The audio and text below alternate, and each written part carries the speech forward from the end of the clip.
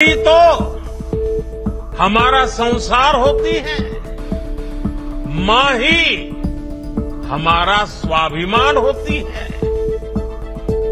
इस समृद्ध परंपरा वाले बिहार में दोस्तों, बिहार की सियासत में जबरदस्त भूचाल आ चुका है क्योंकि चुनाव नजदीक आ चुका है।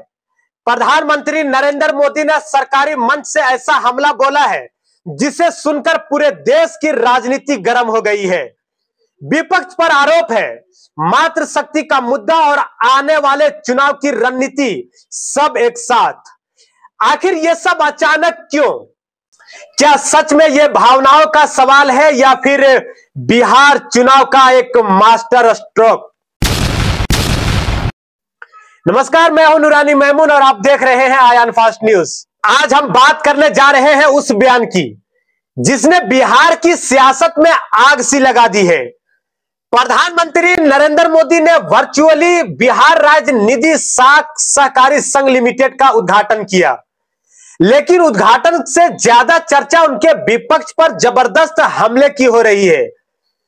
क्या है पूरा मामला, जानते हैं आज इस पूरे वीडियो में। पीएम मोदी ने सरकारी मंच से कहा है, मेरी मां का राजनीति से कोई लेना देना नहीं था। वो 100 साल की उम्र में हमें छोड़कर चली गई, फिर भी कांग्रेस और आरजेडी के मंच से उन्हें अभद्र गालियां दी गई है। यह सिर्फ मेरी मां का नहीं बल्कि हर मां, बहन और बेटी का अपमान है।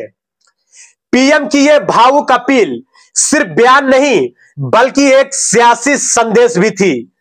उन्होंने कहा कि बिहार संस्कृति परंपराओं पर हमला हुआ है।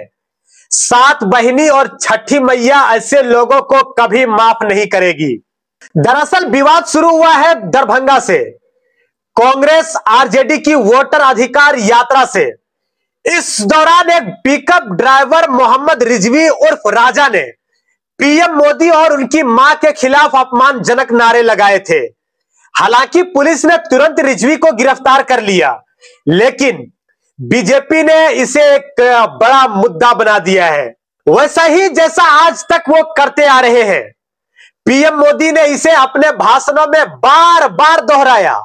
उन्होंने कहा, यह गालियां सिर्फ मेरी मां को नहीं बल्कि देश की हर मां को दी गई है।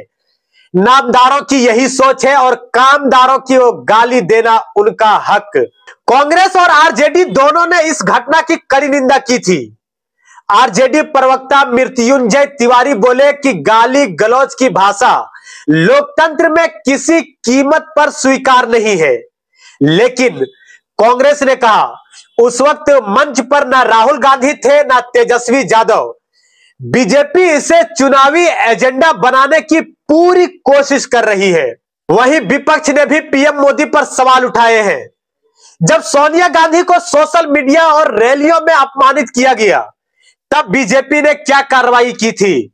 दिल्ली की विधानसभा चुनाव में प्रियंका गांधी को लेकर अभद्र टिप्पणी की गई थी। उस वक्त क्या किया था? आज अपनी मां को लेकर अलाप रहे हैं। दोस्तों, बिहार 2025 विधानसभा चुनाव नजदीक है।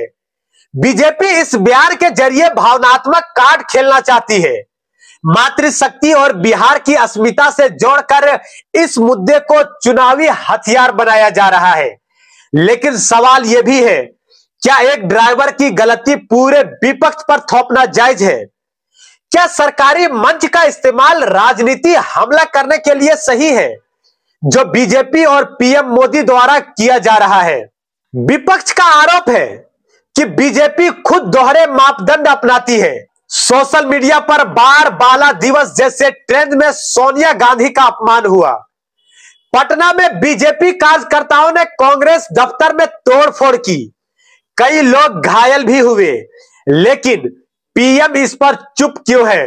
क्या गालियों पर आक्रोश सिर्फ चुनाव के वक्त ही निकलता है? क्या पीएम का सरकारी मंच से यह हमला करना सही था या यह सिर्फ चुनावी रणनीति अपनाई जा रही है? क्या एक ड्राइवर की हरकत के लिए पूरे विपक्ष को जिम्मेदार ठहराना ठीक है या बिहार चुनाव में मातृशक्ति का मुद्दा हावी होगा या फिर विकास और रोजगार एक बड़ा एजेंडा बनेंगे? दोस्तों, यह मुद्दा भावनाओं से जुड़ा है और सियासत से भी। एक तरफ मां के सम्मान की बात है और दूसरी तरफ चुनावी जमीन मजबूत करने की कोशिश। बिहार की जनता ही तय करेगी कि इस बयान का असर चुनाव में कितना दिखेगा। अगर आप भी चाहते हैं कि सच्चाई बिना लाग लपेट के सामने आए तो वीडियो को लाइक करें, शेयर करें और हां, सब्सक्राइब जरूर कर लें।